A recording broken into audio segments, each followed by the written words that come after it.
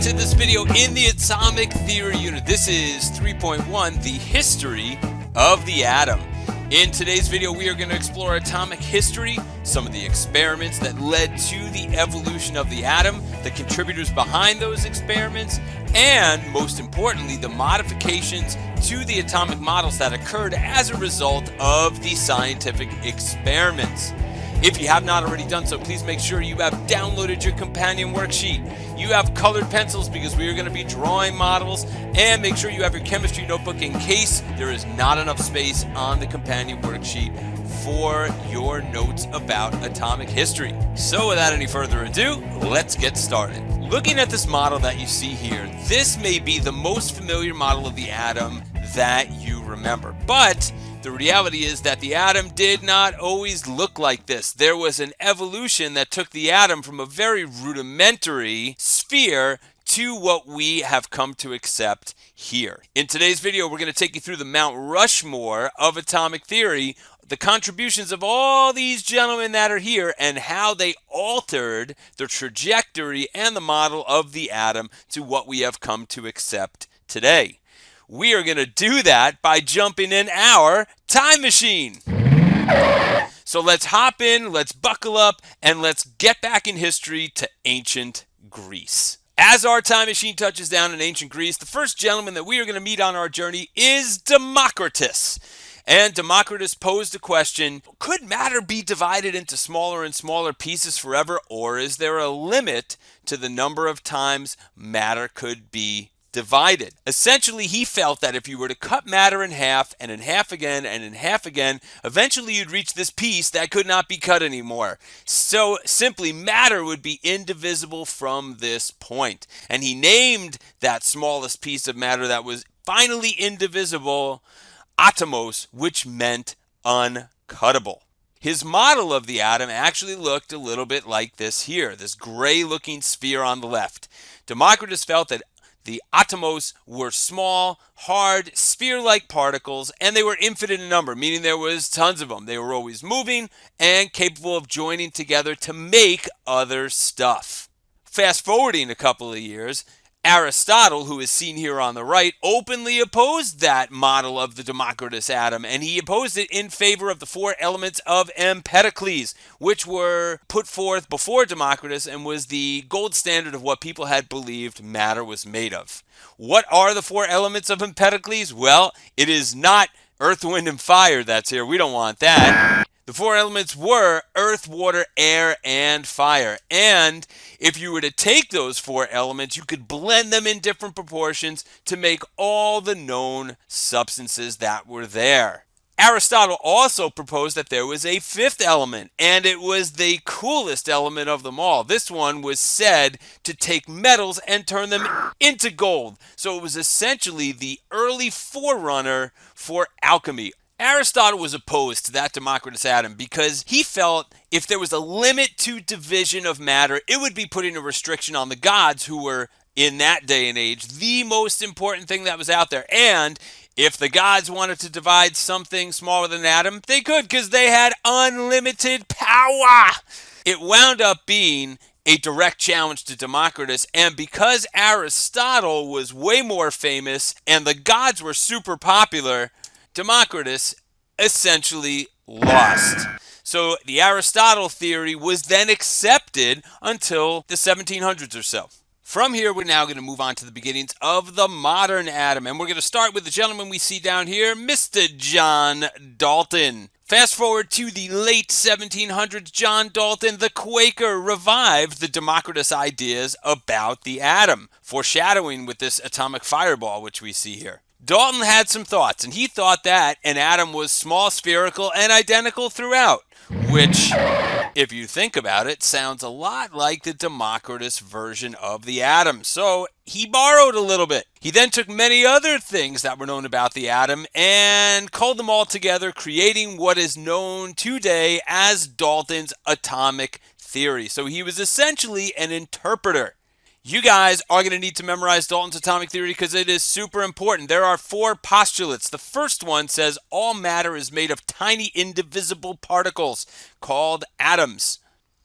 Number 2 says atoms of the same element are identical to one another. 3, different atoms combine in whole number ratios to form new compounds. And 4, chemical reactions, the first time we're really hearing about that, involve the rearrangement of atoms, and no new atoms are created or destroyed. Now, Dalton's atomic theory was nice, but it did not really explain the behavior of atoms, because some substances reacted similarly, some substances reacted differently than other ones, so there had to be something inside these atoms that made them do all the things that they do. Fast forward to the late 1890s, and we are bringing in Joseph John Thomson, aka J.J. Thomson, the English physicist, the original gangster. Why is he important? Well, he discovered the first subatomic particle, which we now know as the electron. The existence of the electron now proved that the atom was not identical throughout. How did he do this? Well, this is really the first experiment that you guys need to know about. He was studying cathode rays, and a cathode ray is essentially electricity. At the time, he knew that matter was considered neutral. So here is a cathode ray tube. Some people call these a Crookes tube. You can see that it is essentially a beam of electricity that flows through a glass tube containing an inert gas.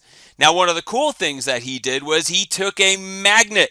And you guys know from middle school science that magnets have two poles, a positive pole and a negative pole. And he introduced the magnet next to the cathode ray. And some interesting stuff happened.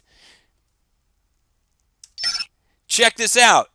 Here you can see a magnet being put in the proximity of the cathode ray tube.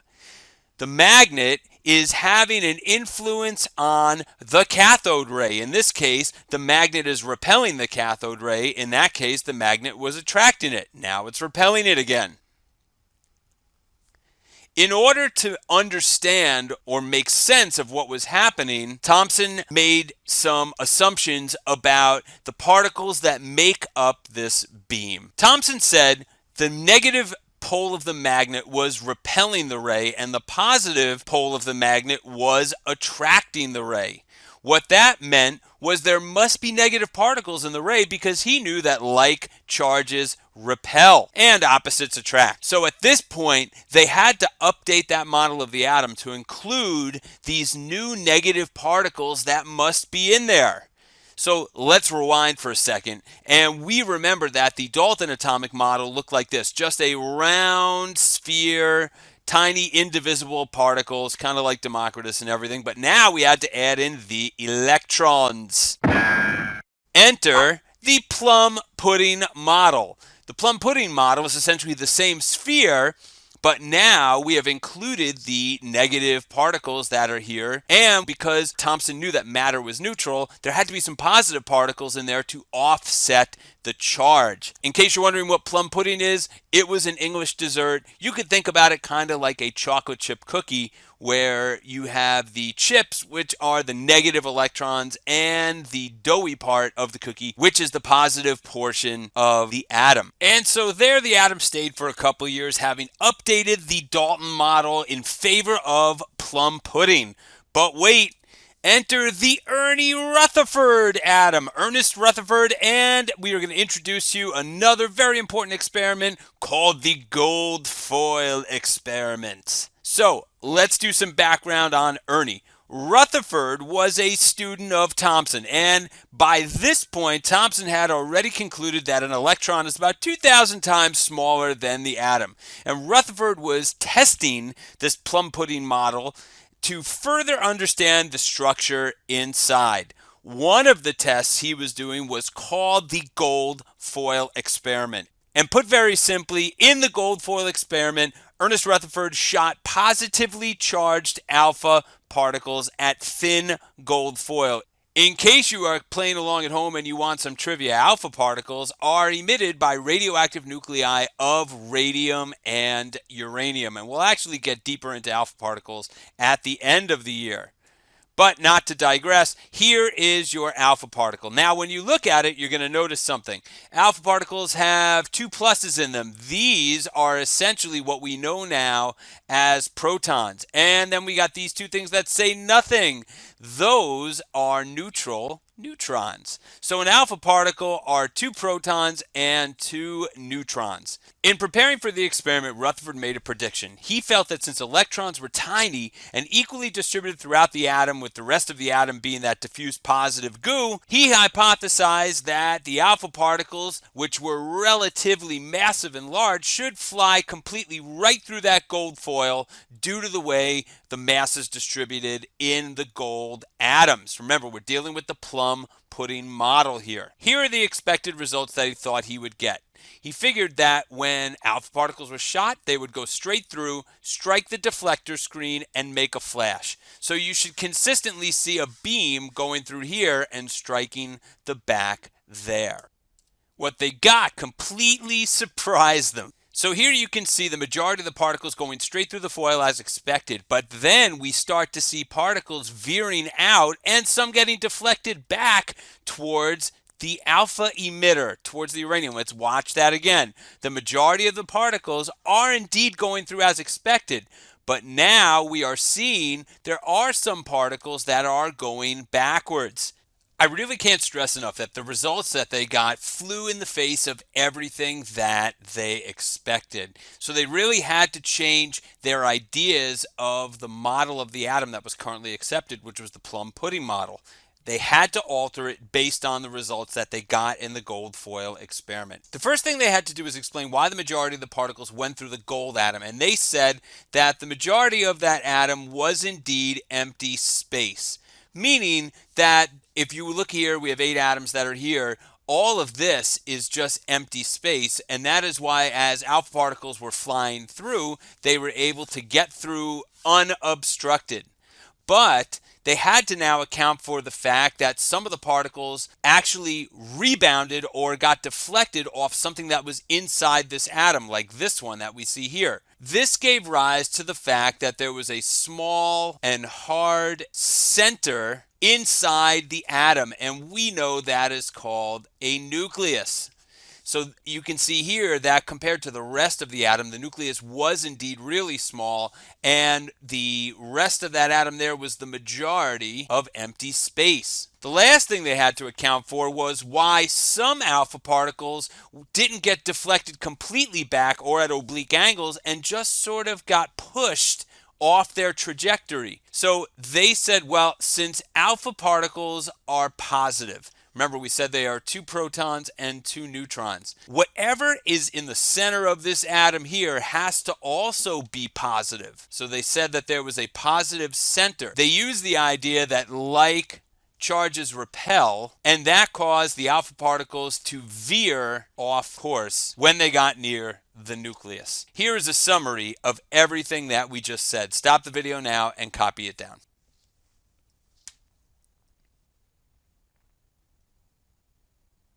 Stopping to take a peek at the evolution of the atom, you can see our journey today started with the Democritus atom, which is here, moving on to the Thomson atom, which is here, and then finally we just did the Rutherford atom, which now includes a small positively charged nucleus with the electrons around that nucleus.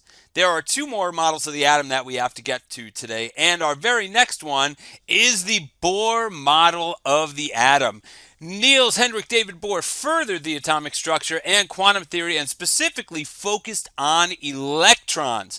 He used light and photon experiments, and humble brag, for which he eventually did receive a Nobel Prize in physics in 1922, and developed what we know is now called the Bohr model. No, not bored models, but the Bohr model of the atom, where here you can see these blue spheres are electrons that are traveling in concentric rings around that red nucleus that we see there. This is the prototypical model of the atom that you have seen all throughout middle school and maybe in your biology class. What was similar to Ernest Rutherford was that there was a hard nucleus in the center, and Bohr bought into that.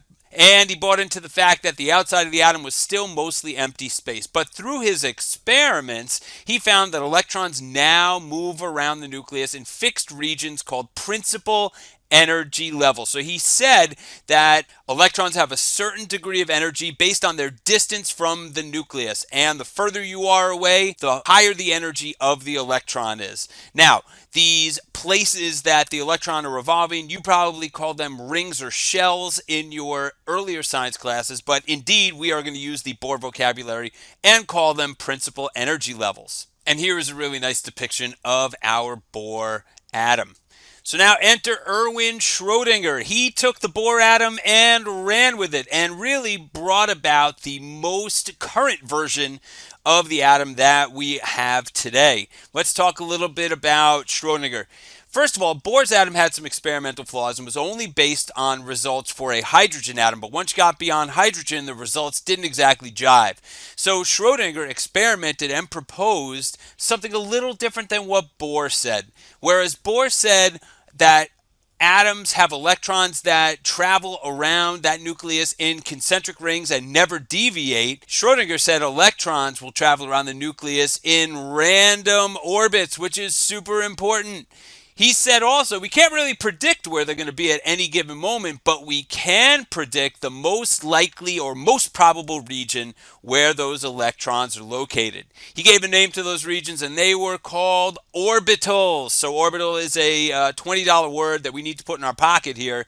You can think of an orbital like a probability cloud for a place where an electron is. And here you can see these look like 1, 2, 3 probability clouds that we are looking at. Some that are peanut-shaped and 2 that are spherical. The way you can sort of think about it is how you consider a guitar string. Remember, before you pluck the guitar string, you can clearly see what it looks like. You can tell where the string is. It doesn't move. But once you pluck the guitar string, it is now vibrating at such a fast rate that all you see is a cloud. You can tell most probably that that guitar string is somewhere in here, but because it's moving so fast that this would now be the most probable region, you could think of that as being like the orbital for an electron. Can't tell quite where it is, but you do know it's somewhere in there. Additionally, like Bohr, he also said that electrons have different degrees of energy, but he confined that energy to orbitals. The larger the orbital and the further away from the nucleus, the higher the energy level of the electron will be. As I said before, this is the most current model of the atom. It is known as the wave particle model, or the electron cloud model, or the quantum mechanical model. They all sort of say the same thing and are all based off the Schrödinger experimentation model for the atom. So that is it. We have finally reached the end in our history lesson with the evolution of the atom. If you did have any burning questions about any of the models, please make sure you bring them and talk about them in the burning questions segment when we convene in our next session. It has been a pleasure taking you through atomic history. That is it for me. I will see you again on the flip side. Peace out. That's all, folks.